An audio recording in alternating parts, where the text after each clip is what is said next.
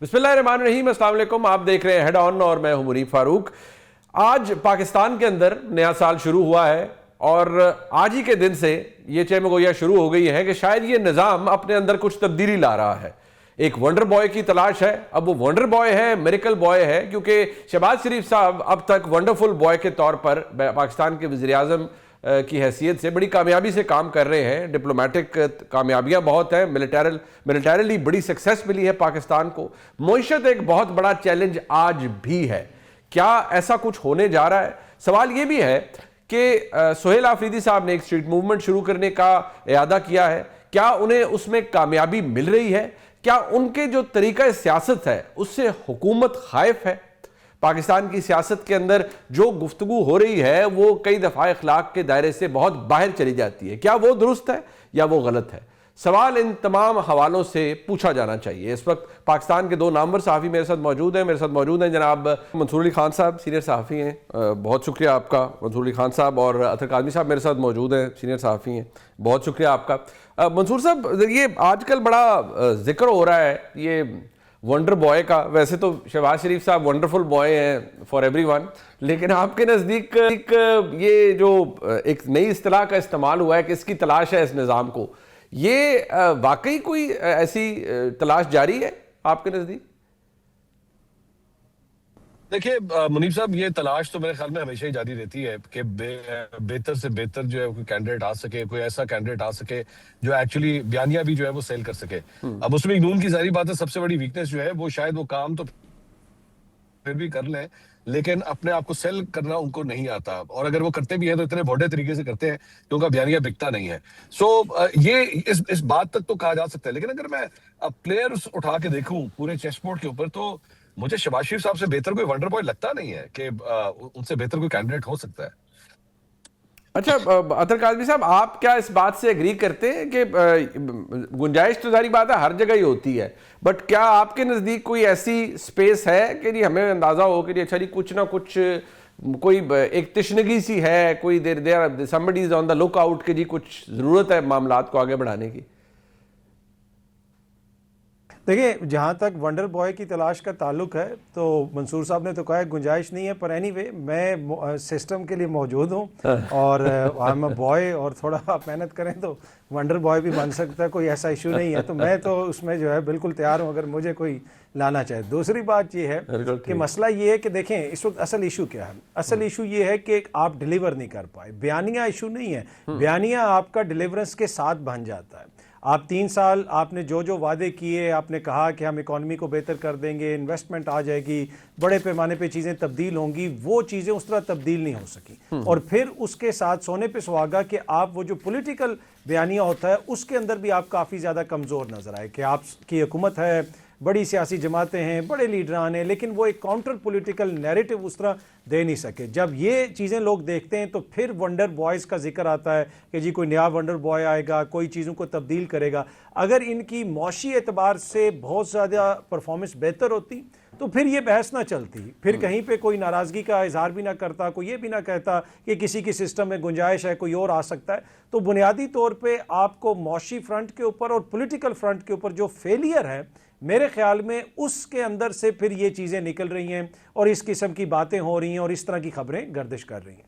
अच्छा, ये जो इस वक्त ओवरऑल मामलात हैं, इसमें जो पिल्डैट रिपोर्ट करे या कोई और अदारा रिपोर्ट करे, वो तो ये कह रहे हैं कि ये एक हाइब्रिड मॉडल है और मज़ीद हावी रहेगी पाकिस्तान की मुक़्तदरा हुकूमती मामलात के ऊपर। अभी तक इस हाइब्रिड मॉडल को कोई प्रॉब्लम नहीं है, बट ये 2026 शुरू हो रहा है। मंसूर अली खान साहब, क्या आपको लगता है कि 2 साल तो ऑब्वियसली एक वो हनीमून पीरियड भी गुजर जाता है, अब हुकूमत इससे आगे जाके बार बार क्या कहेगी कि ये अभी हम इंतज़ार कर रहे हैं या अभी इकोनॉमिक डिविडेंड आएगा? आपको लगता है कि हुकूमत के अंदर कुछ तब्दीली होगी, कोई मौशी टीम किसी ऐसी जगह पर?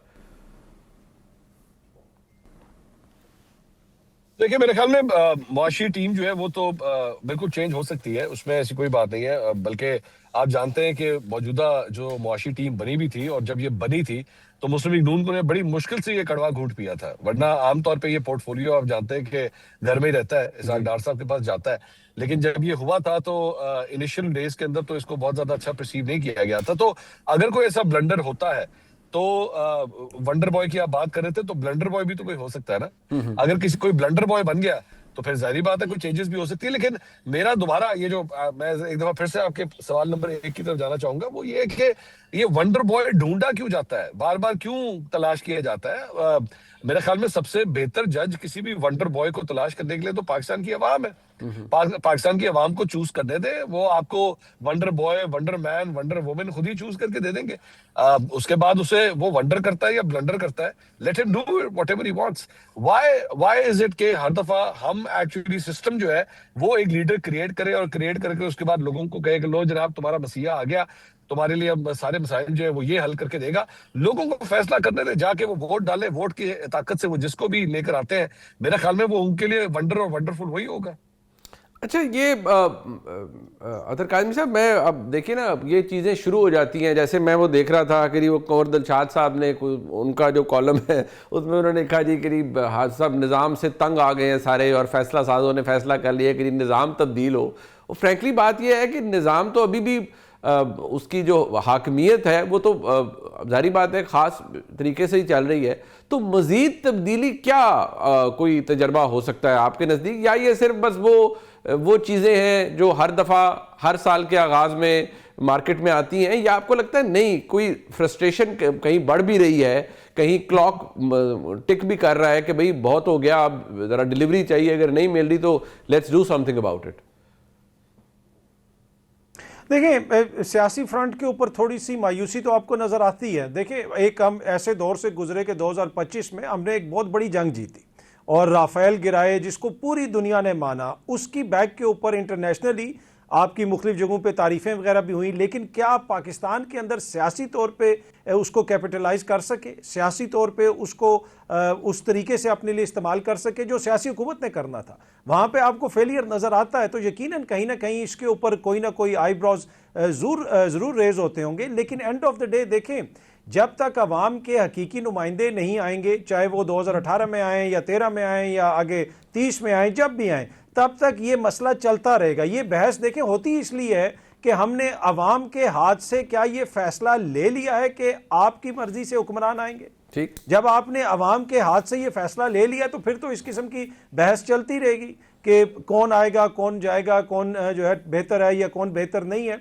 पर मौजूदा सिस्टम के अंदर मुझे ये गुंजाइश इस वक्त मुनीब साहब नज़र नहीं आ रही, ना मुझे इमरान खान साहब के लिए गुंजाइश नज़र आ रही है। ऑल्दो के बहुत सारे लोग कहते हैं कि चीज़ें तब्दील हो रही हैं, ये मुझे कोई ऐसी तब्दीली नज़र नहीं आ रही। ना ही मुझे पीपल्स पार्टी और नून लीग के दरमियान कोई सेपरेशन होती हुई नज़र आ रही है, और ना ही सिस्टम के जो दीगर स्टेक होल्डर्स हैं वो मुझे इनको अपने आप से अलहदा करते हुए फिलहाल नज़र आ रहे हैं। तो मुझे ये लगता है कि स्टेटस कोई रहेगा। हाँ, रिजर्वेशन ज़रूर हैं, जो सियासी परफॉर्मेंस है वो काफ़ी अबिस्मल है, उसके ऊपर ज़रूर रिजर्वेशंस हैं, कुछ हद तक आप कह सकते हैं जायज़ रिजर्वेशंस भी हैं। लेकिन क्या उनके नतीजे में इमरान खान साहब को कोई जगह मिल जाएगी, या शहबाज साहब को हटा के बिलावल साहब आ जाएंगे, या शहबाज साहब की काबीना के अंदर से ही कोई और आ जाएगा एज ए वज़ीर आज़म? वो टू बी ऑनेस्ट मुझे होता हुआ नज़र नहीं आ रहा।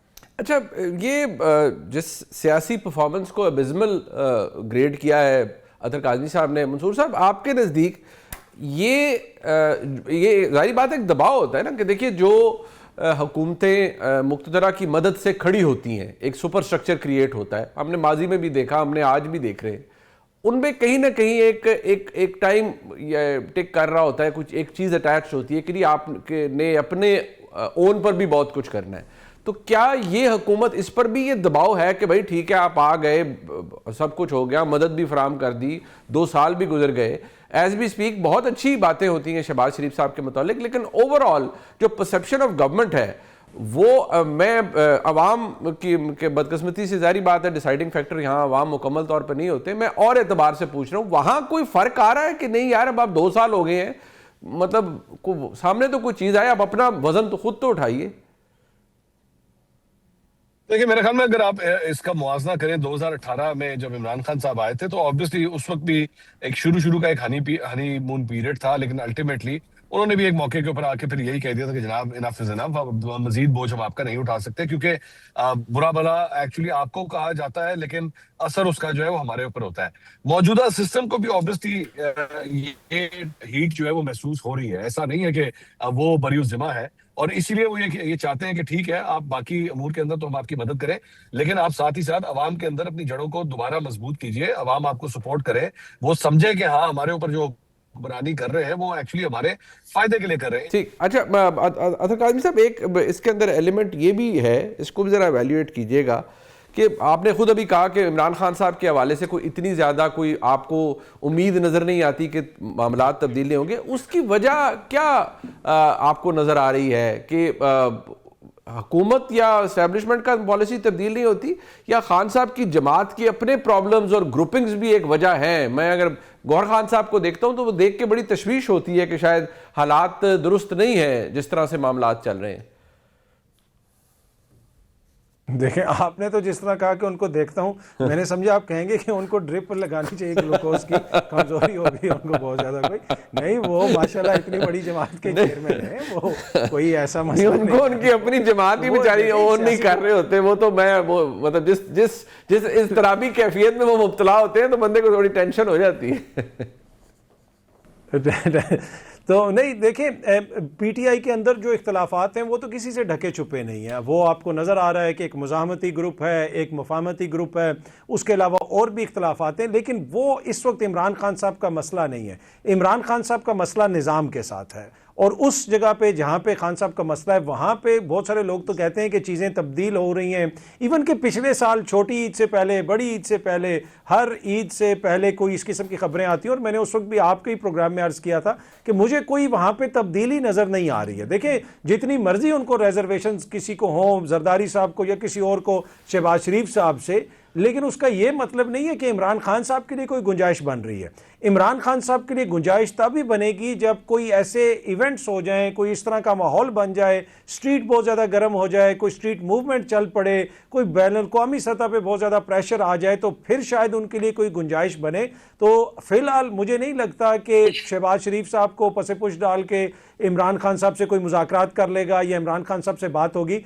इसमें किसका इंपॉर्टेंट किरदार है या कौन इसके लिए जिम्मेदार है? मेरे ख्याल में इसमें खान साहब भी स्टेटस को चाहते हैं, वो भी कुछ चीज़ों से पीछे हटने के लिए तैयार नहीं है, और दूसरी तरफ भी जो है खान साहब के लिए कोई नरम गोशा मुझे फिलहाल नज़र नहीं आता। अच्छा, जो इसके अंदर मंसूर साहब, ये हमने स्ट्रीट वाली बात अभी रिसेंटली, आपने भी इसके ऊपर प्रोग्राम भी किए, ब्लॉग्स भी किए, आपके नज़दीक वो इम्पैक्ट जो, क्योंकि कहा यह जा रहा है ना कि आफरीदी साहब आए और हुकूमत घबरा गई और कॉर्डन ऑफ कर दिया और ये कर दिया वो कर दिया, लेकिन किसी भी जगह पर आपको कोई बड़ी तादाद लोगों की नजर आई, चले कॉर्डन ऑफ भी किया जाता है, चले जहां नाका लग जाए वहीं अगर लोग इकट्ठे हो जाएं तो एक अच्छा भला शो क्रिएट हो जाता है। क्या आपको ऐसा कुछ नजर आया आफरीदी साहब के आने से ये लाहौर के अंदर?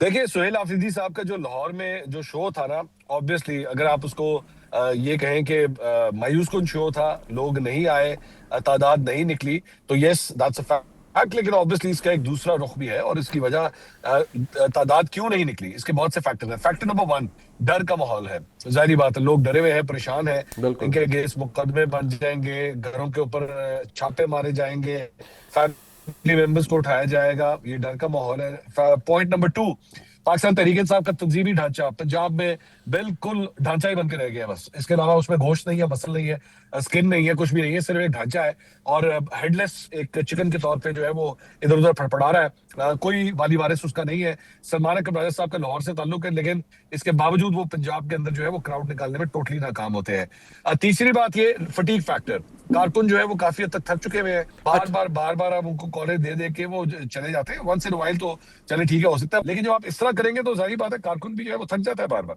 अब ये वजह क्या है जो अतर काज़मी साहब, ये अब आगे वो उनकी तैयारी है सोहेल आफरीदी साहब की कि वो कराची जाएंगे, फिर क्वेटा जाएंगे, तो वहाँ पर भी जारी बात है यही चीज़ टेस्ट होगी कि कितना उनके लिए स्पेस है, लोग कितना निकलते हैं, और वो एक स्ट्रीट मूवमेंट को बनाने के लिए बाहर निकल रहे हैं, और शायद अभी भी एहतजाज ही के ज़रिए इमरान खान साहब की रिहाई, एहतजाज और फिर दबाव और फिर मुज़ाकरात, शायद यही पॉलिसी या यही स्ट्रैटेजी अपनाने की कोशिश की जा रही है। ये आपको पे ऑफ करती हुई नज़र आती है, कंसिडरिंग चले लाहौर में जो कुछ हुआ, कराची ऑब्वियसली बहुत बड़ा शहर है, वहाँ पर कितनी स्पेस आप समझते हैं आफरीदी साहब के लिए होगी, और या स्ट्रीट को गर्म करने की, लोगों को मोबिलाइज करने की? देखिए, ये कोई ओवरनाइट, मुझे नहीं लगता कि ओवरनाइट कोई चीज़ें इसमें एकदम से मटेरियलाइज हो जाएंगी, मैच्योर हो जाएंगी। जो सोहेल आफरीदी साहब कर रहे हैं, आपको याद होगा कि जब सोहेल आफरीदी साहब आए थे तो अचानक हर तरफ से खबरें आना शुरू हो गई थी कि 26 नवंबर को वो डी चौक आ रहे हैं। और मैंने पहले भी आपसे गुफ्तगू करते हुए ये कहा था कि डी चौक सोहेल आफरीदी नहीं आ रहे। जो सोहेल आफरीदी इस वक्त कर रहे हैं वो बुनियादी तौर पर जो बेसिक सियासत होती है वो कर रहे हैं। आप वो जाते हैं, दौरा करते हैं, थोड़ा सा लोगों को, अपने वोटर सपोर्टर को थोड़ा सा हौसला दे रहे हैं, लोग थोड़े बहुत बाहर निकल रहे हैं, मुख्तलिफ लोगों से वो मुलाकातें कर रहे हैं, सहाफ़ियों से वो मुलाकातें कर रहे हैं। उसके बाद आप वो जाएंगे, कराची जाएंगे, तो मेरे ख्याल में वो बहुत ज़्यादा, जिसे आप कहते हैं ना, सियासी मैच्योरिटी का मुजाहरा कर रहे हैं, जो हुकूमत के वहमो गुमान में भी नहीं था।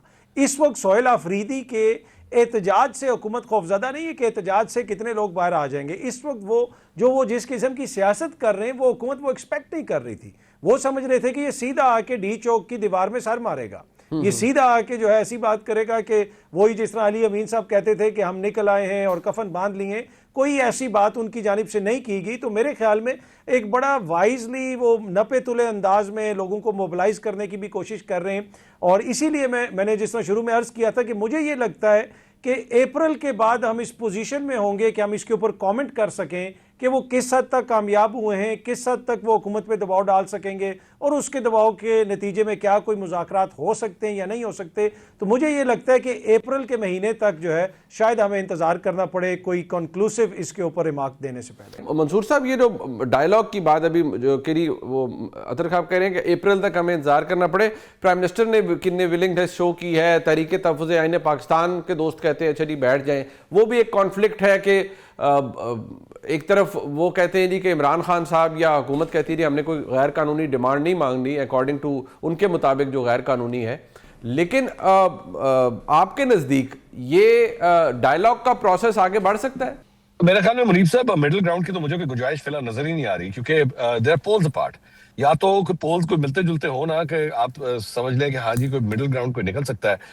इमरान, असल बात यह है कि इमरान खान साहब की रिहाई है, पाकिस्तान तहरीक इंसाफ को और क्या चाहिए? इमरान खान साहब की रिहाई चाहिए, और वो रिहाई गारंटी के बगैर नहीं होगी। गारंटी कौन देगा? इमरान खान साहब के कंडक्ट के हवाले से या अल्फाज के हवाले से या किसी एहतजाजी तहरीक के हवाले से कौन गारंटी देगा इस हुकूमत को? कोई भी नहीं देगा। सो जब वो गारंटी नहीं मिलेगी तो मेरा ख्याल कि हुकूमत जो है वो किसी किस्म की डील करने में वो इंटरेस्टेड होगी। सो मुझे तो ये सारा मामला फिलहाल नॉन स्टार्टर नजर आ रहा है। अच्छा, ये एक नॉन स्टार्टर है। एक सवाल ये अतर काज़मी साहब, क्योंकि आपके तो बड़े ज़ाहिर बात है, आपका बड़े अच्छे तकरीबी ताल्लुकात हैं, तो आपको क्या लगता है कि पाकिस्तान की एस्टेब्लिशमेंट की आशीर्वाद हासिल है इस सारे डायलॉग के प्रोसेस को? मैं ज़ोरान महमदानी हूँ, मेरे किससे ताल्लुकात हैं भाई? मेरे मुनीब भाई, मतलब इस्टेब्लिशमेंट का जिक्र कर रहे हैं इधर से।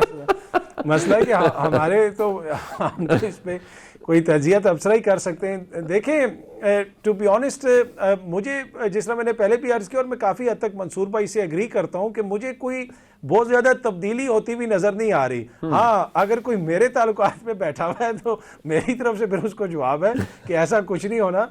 फिलहाल जो है मुझे ये लगता है कि मामलात इसी तरह चलेंगे, लेकिन जो प्रेशर है एक मुनीब साहब, वो सिस्टम के ऊपर पड़ रहा है, आप उससे इनकार नहीं कर सकते। देखिए, अगर चीज़ें डिलीवर हो रही होती, प्राइसेस नीचे आ चुकी होती, आपका जो करेंसी एक्सचेंज रेट है वो बेहतर हो चुका होता, इन्वेस्टमेंट आ रही होती, तो बहुत सारे मामलात को आप बेहतर तरीके से भी देख सकते थे। लेकिन इस वक्त अगर आप सिर्फ एक चीज़ को देखें कि आपको बार बार कहा गया कि दुनिया भर से लोग इन्वेस्टमेंट करना आना चाहते हैं, PIA की आपने मिसाल हमारे सामने है, लेकिन कोई भी गैर मुल्की बिडर नहीं आया। और तो मेरे ख्याल में ये इस तरह के जो बहुत सारे फैक्टर्स हैं वो निज़ाम के ऊपर दबाव डालते हैं।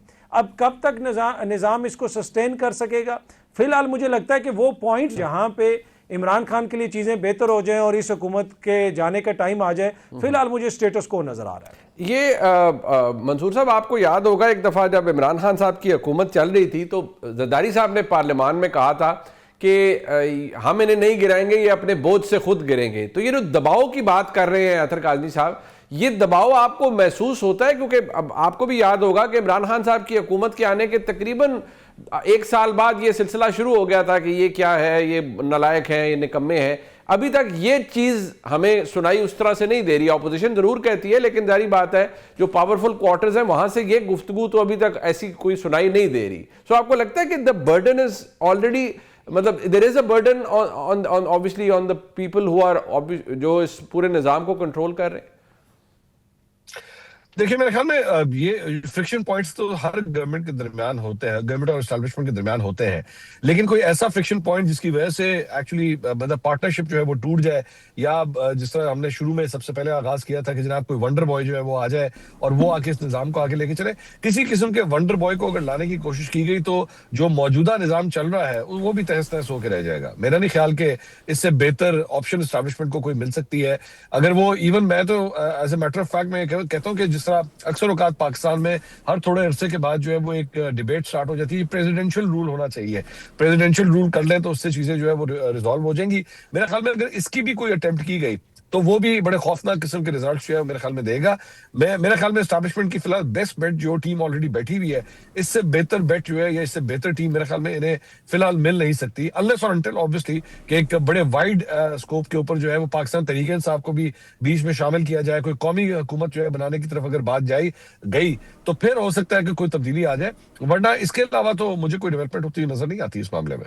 अच्छा, ये आखिरी सवाल है, मैं आप दोनों से पूछना चाहूँगा। अतर साहब पहले इसका जवाब आप दीजिएगा। आपने एक बदकिस्मत रुझान देखा है कि सियासत के अंदर जो गुफ्तगू का जिसका जो अल्फाज इस्तेमाल होते हैं वो बड़े ऐसे हैं जो बिल्कुल भी उनमें शाइस्तगी नहीं है, बल्कि बहुत बिलो द बेल्ट चले जाते हैं। ख़वातीन के हवाले से बड़ी गंदी और गलीज़ ज़बान इस्तेमाल की जाती है।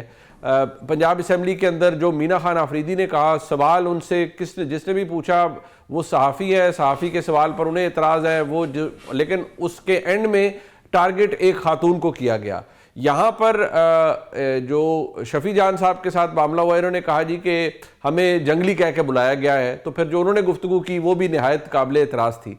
ये who is to be blamed for it? क्या एक कोई इसमें आपको लगता है दोनों साइडों की गलती है, या कम से कम ये ज़रूर होना चाहिए कि जहाँ ख़वातीन हो वहाँ हमें एक ख़ास हदूद के अंदर ही बात करनी चाहिए, हमें उससे आगे नहीं बढ़ना चाहिए? देखिए, इसमें कोई दो राय नहीं, सबको एहतियात से काम करना चाहिए, एहतियात से बात करनी चाहिए और जो भी करे उसकी मज़म्मत करनी चाहिए। लेकिन मेरी नज़र में ये कोई नया ट्रेंड नहीं है। जो ये सब्जेक्टिव किस्म की आउटरेज है ना, जो फिट्स ऑफ मोरालिटी एकदम से पढ़ना शुरू हो गए। कुछ दिन पहले एक मोजिज़ लीडर की कपड़ों के हवाले से, उनके जूतों के हवाले से, उनके बैग्स के हवाले से तनकीद हो रही थी, तो एक हुकूमती वज़ीर ने कहा था कि जो तनकीद कर रहे हैं उनकी अपनी माएँ तो खुदा न खास्ता शायद कपड़े ही नहीं पहनती। ये इसी मुल्क में कहा गया ना। और उसके अलावा जिस किस्म की ज़ुबान इस्तेमाल होती है, आप 90s से देख लें, आप 80s में देख लें, बेगम नसीम वली खान साहिबा को क्या कहा जाता था, शहीद बीबी को क्या कहा जाता था।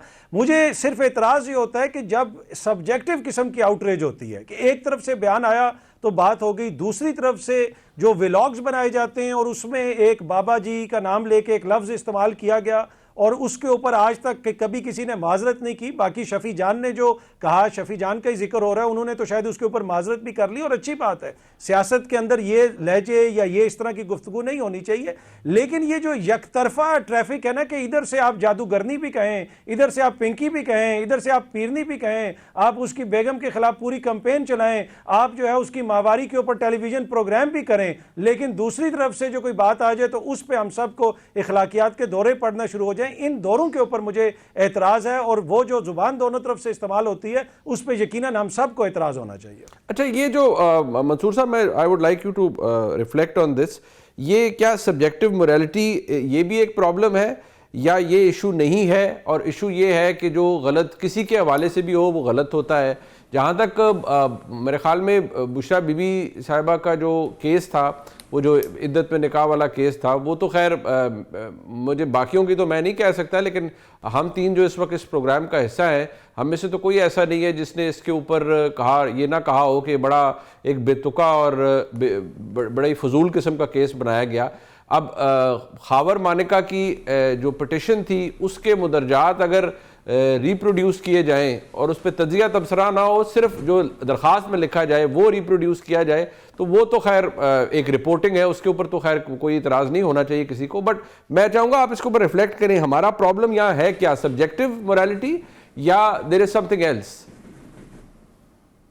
अब मुनीब साहब खुल के बात करते हैं। सब्जेक्टिव मोरालिटी तो हकीकत है, लेकिन जाहिर बात है जिसका जिस जमात के साथ जो है वो इश्तराक है, इत्तेहाद है, जो पसंद है, उसकी कही हुई बातों के ऊपर अगर तनकीद की भी जाती है तो अल्फाज को सॉफ्ट करके तनकीद की जाती है। लेकिन अगर दूसरी साइड जो आपकी मुखालिफ साइड है, जो सियासी जमात आपको पसंद नहीं है, उसके किसी रहनुमा की जानिब से अगर कोई बात की जाए तो फिर उसके बाद हमारी जो जबान है तनकीद पे या उसकी मजम्मत में वो और भी ज्यादा सख्त होती है।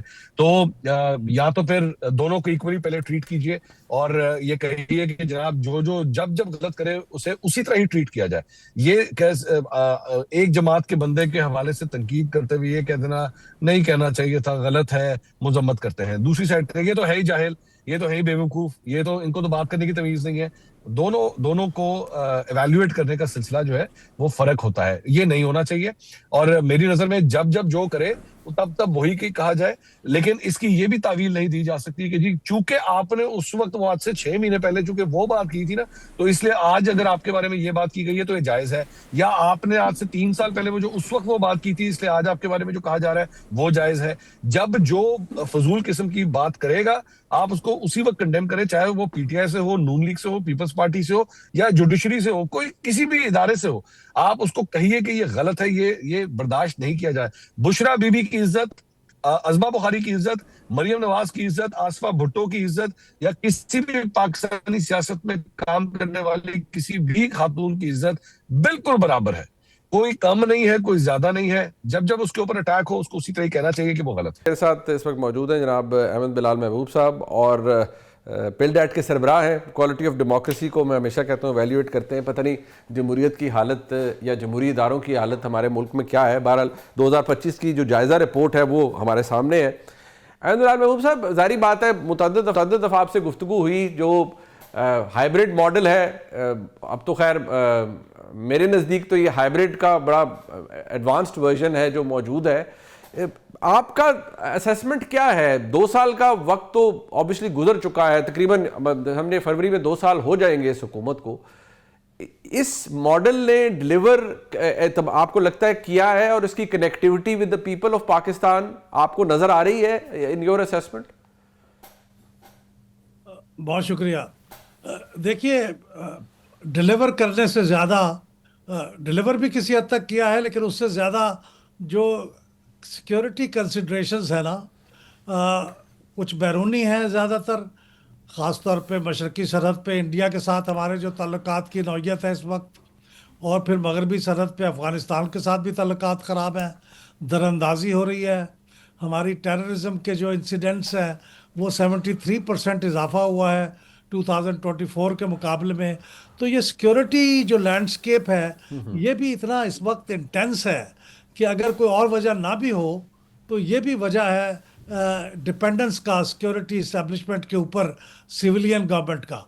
और फिर उसके अलावा जो इंटरनल आपकी पॉलिटिकल कन्फ्रंटेशन है बड़ी स्ट्रिक्ट किस्म की, जो अब स्ट्रीट एजिटेशन की तरफ जाने का ऐलान किए हुए हैं, तो उसके लिए भी ये सिक्योरिटी इस्टेब्लिशमेंट और सिविल के दरमियान जो हाइब्रिड मॉडल है, मैं समझता हूँ इस वजह से भी इन दोनों की ज़रूरत है। लेकिन ये बात भी सही है कि पिछले 2 साल के अंदर हम माने या ना माने किसी हद तक स्टेबिलिटी आई है।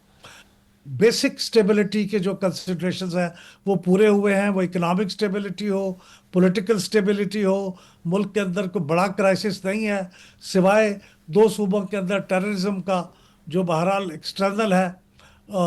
इसके अलावा मुल्क के अंदर मेरे ख्याल में हम स्टेबिलिटी की तरफ बढ़े हैं, चीज़ें बेहतरी की तरफ जा रही हैं।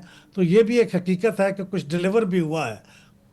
अच्छा, ये जो नेचुरली जो हाइब्रिड मॉडल है, क्या ये आपकी असेसमेंट में, या जो इस तरह की हुकूमत होती है, ज़ाहिर बात है एक डेमोक्रेटिक डिस्पेंसेशन है, बट ऑब्वियसली इसको बहुत ज़्यादा सपोर्ट हासिल है पाकिस्तान की इस्टेब्लिशमेंट की, इधर ये एक कंसिडरेशन होती है क्योंकि बहरहाल एक PMLN एक बहुत बड़ी सियासी जमात है, उन्होंने आगे इलेक्शंस में जाना है, वो अपनी तरफ से कोशिश भी कर रहे हैं बहुत कुछ आवाम को डिलीवर करने का। लेकिन क्या आपके नज़दीक जमात की कनेक्टिविटी आवाम तक है और आवाम खुश है इस जमहूरी मॉडल से, या जो भी मॉडल इस वक्त है उससे? देखिए, इसके लिए साइंटिफिकली तो किसी पब्लिक ओपिनियन पोल की ही ज़रूरत होगी, लेकिन मेरा जो इम्प्रेशन है कि जो पंजाब की सूबाई हुकूमत है वो इतनी पै दर पे काम कर रही है, इनिशिएटिव्स उठा रही है और मेरे ख्याल में ठीक ठीक निशाने लगा रही है। मैं मिसाल के तौर पे एक बिल्कुल अनसब्सटेंटिव चीज़ ही सही, लेकिन कल रात यहाँ लाहौर में लिबर्टी चौक में मेरे ख्याल में हज़ारों नहीं बल्कि लाख से ज़्यादा लोग मौजूद थे जो आतिशबाजी देख रहे थे। जी। ये कोई सब्सटेंटिव चीज़ नहीं है, लेकिन ये है कि लोगों को फील गुड किस्म की चीज़ है। उन्होंने बहुत खुशी का इजहार किया और इस बात पे बहुत खुश है कि बसंत का त्यौहार भी आने वाला है, क्रिसमस भी पब्लिक तौर पे मनाया गया है। इसके अलावा जो सफाई सुथराई की चीज़ें हैं, मसलन सुथरा पंजाब, वो भी छोटे छोटे शहरों के अंदर भी लोग इस बात को मुखालफिन भी तस्लीम कर रहे हैं कि वहाँ पे भी सफाई का निज़ाम बेहतर हुआ है, इंक्रोचमेंट्स को हटाया गया है। तो इसलिए लोगों के साथ कनेक्ट तो हो रही है। वफाकी हुकूमत के पास कनेक्ट होने की चीज़ें निस्बतन कम होती हैं, सूबाई हुकूमत के पास ये ज़्यादा मार्जिन होता है। तो मेरे ख्याल में पार्टी की हद तक वो पब्लिक के साथ कनेक्ट हो रही हैं और वो गवर्नेंस का एक जो लोगों के अंदर होता है ना कि गवर्नेंस एक पैमाना हो कि किस तरह से किसी पार्टी की परफॉर्मेंस को नापा जाए। तो अब हम देखते हैं कि सुबह सिंध के अंदर भी वही उसी पैमाने के ऊपर काम हो रहा है। वो सेहत के फील्ड के अंदर बहुत अच्छा काम कर रहे हैं। अब वो ट्रांसपोर्ट, पब्लिक ट्रांसपोर्ट जिसको उन्होंने बरस तक निगलेक्ट किया था, अब वो भी धड़ाधड़ वहाँ पे आ रही हैं। तो चीज़ें अब गवर्नेंस की तरफ और बेहतरी की तरफ चल रही हैं। तो मेरे ख्याल में ये चीज़ें हैं जो लोगों के साथ कनेक्ट होंगी और अगर कोई फ़ाल किस्म की लोकल गवर्नमेंट भी बन जाए पंजाब में तो शायद ये इसकी कनेक्टिविटी में मज़ीद इजाफा हो जाएगा। ये जो ऑब्वियसली यहाँ पर जब आप जमहूरी मामलात को देखते हैं तो सिर्फ खाली सियासी जमातें नहीं बल्कि ओवरऑल जो एक जमहूरी माहौल है उसके अंदर देखते हैं। पैका का कानून है, मुतअद्दिद सहाफ़ी हज़रात, कुछ इस पर शिकायत भी है, पहले भी था, अब भी कुछ सहाफ़ी हज़रात ऑफेयर हैं, पाकिस्तान के एक बहुत बड़े सहाफ़ी ऑफेयर हैं काशिफ अब्बासी साहब। तो उस तरह निज़ाम के अंदर आपको एक दबाव और बरहमी या घुटन नज़र आता है? देखिए, जो हाइब्रिड निज़ाम है ये उसका एक नेचुरल फॉल आउट है, कॉन्सिक्वेंस है। उसी के अंदर से ये चीज़ें आती हैं। जो प्योरली सियासी हुकूमत होती है वो ज़रा इस मामले में थिक स्किन्ड होती है, वो चीज़ों को ज़रा बर्दाश्त कर लेती है, वो सियासी तौर पर चीज़ों को डील कर लेती है। लेकिन हाइब्रिड निज़ाम में इसकी गुंजाइश ज़रा कम होती है। मैं इसको एंडोर्स नहीं कर रहा, इसको पसंद नहीं कर रहा, मैं एक हकीकत का इजहार कर रहा हूँ। लिहाजा वो जब कोई ऐसी चीज़ होती है जो उनकी मर्ज़ी के ख़िलाफ़ हो तो फिर इस किस्म के इक़दाम होते हैं जिसकी तरफ आपने इशारा किया है। तो ये एक अनफॉर्चुनेट रियलिटी है इस टाइम की, और वो सिक्योरिटी कंसिडरेशन की वजह से उसको थोड़ी सी सैंक्शन भी मिल गई हुई है, मुल्क के अंदर से भी और बैरून मुल्क से भी उसको एक सैंक्शन मिल गई हुई है। ये जो अदालती निज़ाम है आपके नज़दीक, इसमें बड़े मेजर स्ट्रक्चरल चेंजेस हुए हैं। एक नया सुपर स्ट्रक्चर क्रिएट किया गया है आईनी अदालत के नतीजे में। आप समझते हैं ये इसने जमहूरी इदारों को या ओवरऑल जो फॉर्म ऑफ डेमोक्रेसी है उसे तकवीयत दी है या उसने तकवीयत इस निज़ाम को दी है? देखिए, जो पहले अदालतों का तरीक़ेकार था या कंडक्ट था वो भी अपनी विकेट से बाहर निकल के खेलते थे और अपनी जो टर्फ थी उससे बाहर निकल के कभी मुकन्ना की टर्फ में दाखिल हो जाते थे, कभी वो एग्जेक्टिव की टर्फ में दाखिल हो जाते थे और कभी तो आइन के अंदर तरमीम भी कर डालते थे। तो वो भी अपनी लिमिट से बाहर निकल के काम कर रहे थे, जो कि बहुत नापसंदीदा था सियासतदानों के लिए, पार्लियामेंटेरियंस के लिए। उन्होंने अब जो ही उन्हें मौका मिला है उन्होंने इसे बैलेंस करने की कोशिश की है। जहाँ तक अवाम की पसंदीदी का तल्लुक है तो अदलिया की कारकर्दगी कभी भी इतनी अच्छी नहीं रही कि अवाम में वो बहुत मकबूल हों, बल्कि हाल ही में लाहौर हाई कोर्ट ने जिस एक कानून को सस्पेंड कर दिया है असम्बली से पास किए हुए, वो गैर मनकूला जायदाद को की प्रोटेक्शन का बिल था, वो भी अवाम के अंदर वो बिल बहुत मकबूल था क्योंकि अवाम के एक बहुत बड़े मसले को हल कर रहा था वो। लेकिन अदालत ने सस्पेंड करके अदालत के ख़िलाफ़ कुछ सेंटिमेंट ही पैदा हुआ है। तो मेरा ख्याल है अदलिया का मकबूलियत के लिहाज से तो कोई ऐसा चीज़ नहीं है जो कि हुकूमत पे दबाव बन रहा हो। लेकिन माहिरीन के नज़दीक कुछ लोग कहते हैं कि 27वीं आईनी तरमीम ने अदलिया को रोल को महदूद कर दिया है, लेकिन बहरहाल ये एक 2/3 मेजॉरिटी से पास की हुई तरमीम है। कुछ लोग इसको सही समझते हैं, बल्कि बार काउंसिल और बार एसोसिएशन की ठीक। मेजॉरिटी ने इसको एंडोर्स किया है। तो फिर जाहिर है इसके बारे में राय तो डिवाइडेड है।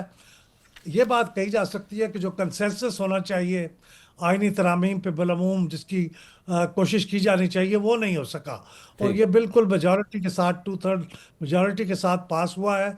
अपोजिशन की इसके अंदर कोई सलाह या इनकी कोई राय शामिल नहीं थी, लेकिन वो राय शामिल हो भी नहीं सकती थी क्योंकि किसी काम में वो ताउन के लिए तैयार भी नहीं है।